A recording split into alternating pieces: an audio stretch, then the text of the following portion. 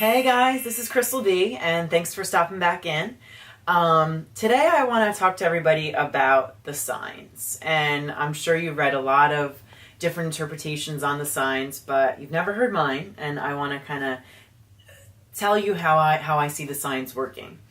And when I think about the 12 signs of the zodiac, I always think about the seasons, because every sign works with a month and a feel, how the weather is outside.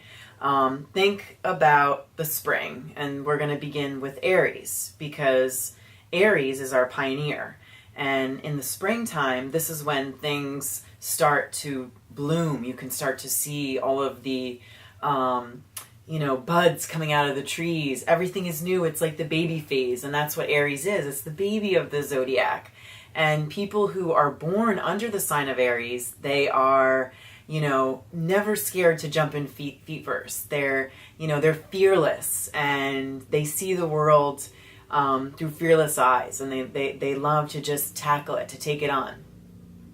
After the sign of Aries comes Taurus, and if we think back to those seasons, Taurus is when all of the beauty comes out. Like, we see all of the things in bloom, and everything is pink and everything is pretty. You could see, you're finally feeling like, we're warming up. And that's what Taurus is about. Taurus is all about, sensual things and feeling good and things of a beauty nature. It likes to, just stop for a minute and appreciate all the beautiful things that, that are around. And I'm not sure where everybody lives, but I know where I live, like in the springtime when it's Taurus season, I could just stop and want to just be like, God, that looks so pretty. And that's Taurus. And all my Taurus out there, you're very in tune with your senses, very in tune with nature, very in tune with how things look. And, you do appreciate quality over quantity.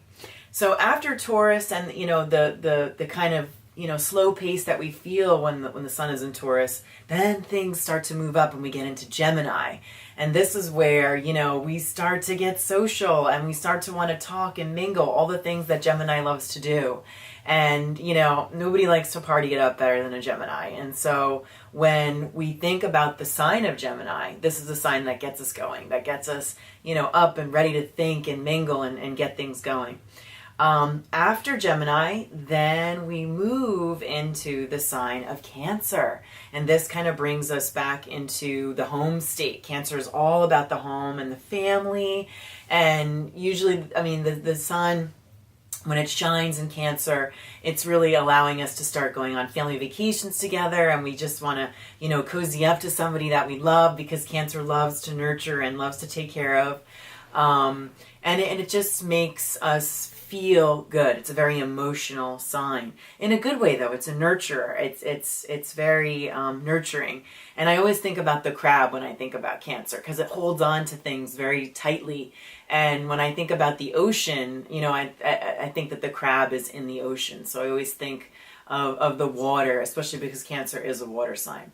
And after we are in that emotional terrain of Cancer, then we move into Leo. And Leo is when, the sun is blazing hot. And, think about somebody who comes onto the scene. They've got big hair and they're loud and they're vivacious and they're looking good. They're all about style. Like, this is Leo.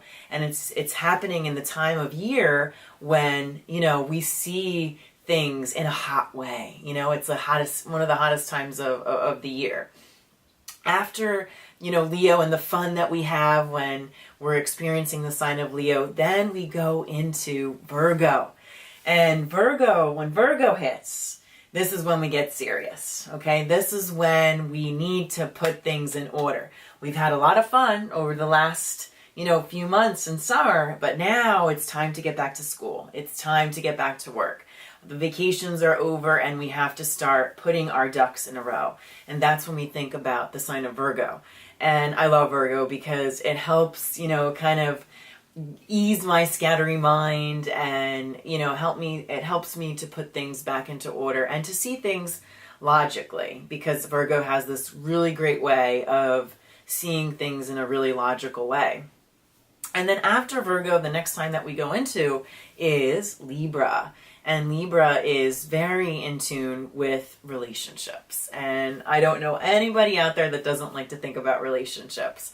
And when we think about the seasons, because remember, I'm always trying to relate the signs to the seasons.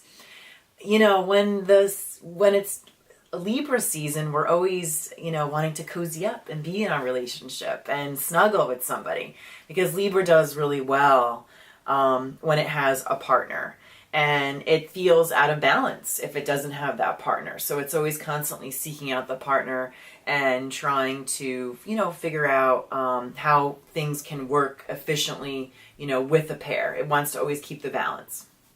And then after the sun is in Libra, it then transitions over into Scorpio. And this is a sign that is a mystery. It is one of the mysteries of the zodiac. A lot of people will tell you it's dark and there's a lot of hidden secrets. There's a lot of mystery behind it. And I can always spot a Scorpio because their eyes are very dynamic. And there's always like something happening beneath the surface, because that's the sign that doesn't look at the superficial. It cuts right to the core. And I love that about Scorpio. When we think about the seasons, when we now get into Scorpio season, the leaves are coming out. The leaves are starting to fall. And I want you to think about regeneration, because Scorpio is the regenerative sign. It's the sign that can be taken down to the earth, but it can rise back up. And when you think about the season that we're in, when we're experiencing Scorpio, it really kind of makes that come to life. And the other thing is that, the favorite holiday of all Scorpios is Halloween. And, that's when we get to see the dark side coming. But it's not a fearful thing. It's a thing that needs to be uncovered. And I love Scorpio for that reason. After Scorpio, then we kind of get a little bit more upbeat. And now we're going into Sagittarius. And Sagittarius is the sign that loves to look at possibilities, and it loves to breathe and to mingle and to have fun. And when the sun is in Sagittarius, that's when we start getting involved in our holiday parties. We're mingling, we're having fun, we're looking at the positives, because Sagittarius always thinks about the positives.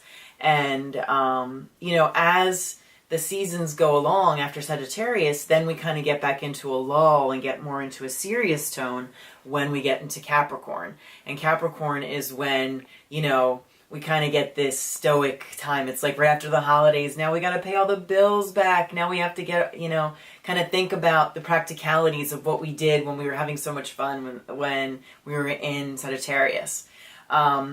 As far as the sign of Capricorn goes, ambitious. It likes to get things done. So when you want to tackle something, have a Capricorn help you, because they'll know exactly what to do.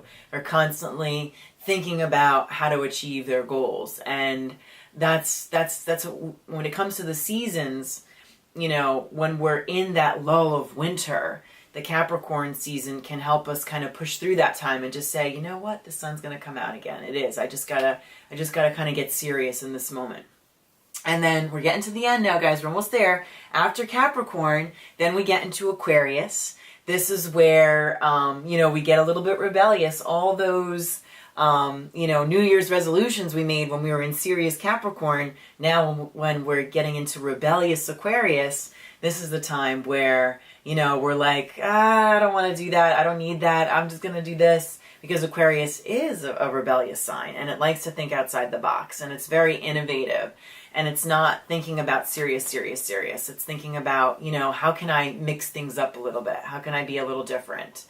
And then the last sign of the zodiac, the 12th sign of the zodiac, is Pisces. And Pisces is where things all come together. It is the sign that is a collection of all the signs before it. So in all Pisces, you're going to see a little bit of a stamp of every other sign. And they can, just like the fish, they can mingle and kind of morph into whatever sign that they want to. It's an emotional sign. You think about the water when Pisces influence is strong, and it can, allow you to dive deep and to think about, what you really want on an inner level. Because remember, we're at the end, and when we get back to Aries, we're ready to jump back in and start in that baby phase. So I'm going to wrap here. That was a quick little lowdown of all the 12 signs and how I kind of relate them to the seasons. I hope you enjoyed. If you liked it, give it a thumbs up, and thanks for coming back. Bye-bye.